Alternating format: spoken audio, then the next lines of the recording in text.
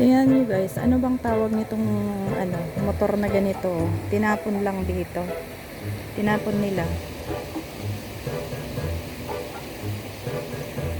Tapon na yan kasi nandito na eh. Iniwan na dyan.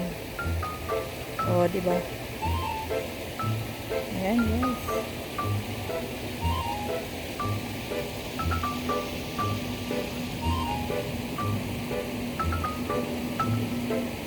Kung sa atin yan, kinakayo na nila yung mga ibang parte ng ano niyan. Pero dito, tinatapon. 'Di ba? Sa Pilipinas lang 'yan. Wow. Pwede pa 'yan. Gagamitin pa 'yan. Aayusin 'yan bago gamitin pala, 'di ba?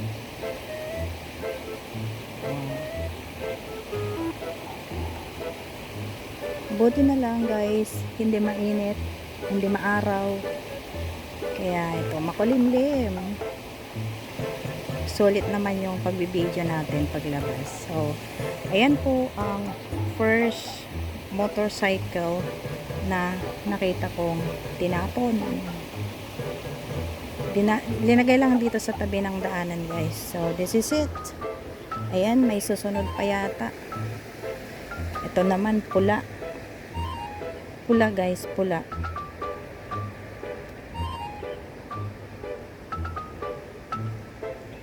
Ayan na yung sinasabi ko guys na pangalawa na tinapon na na motor. Kulay red. Anong tawag dyan? Ganda pa niya oh.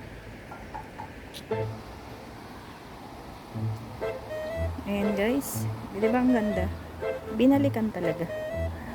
Ayan. Nice. Nice motor.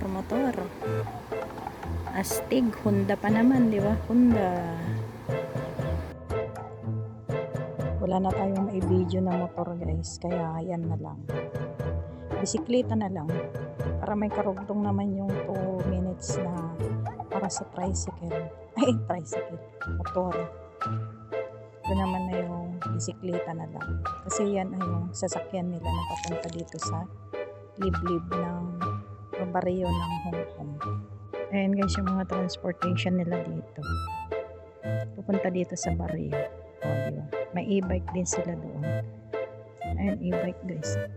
E-bike. E-bike ba ng ganyan? O yung itim. Diba ang cute?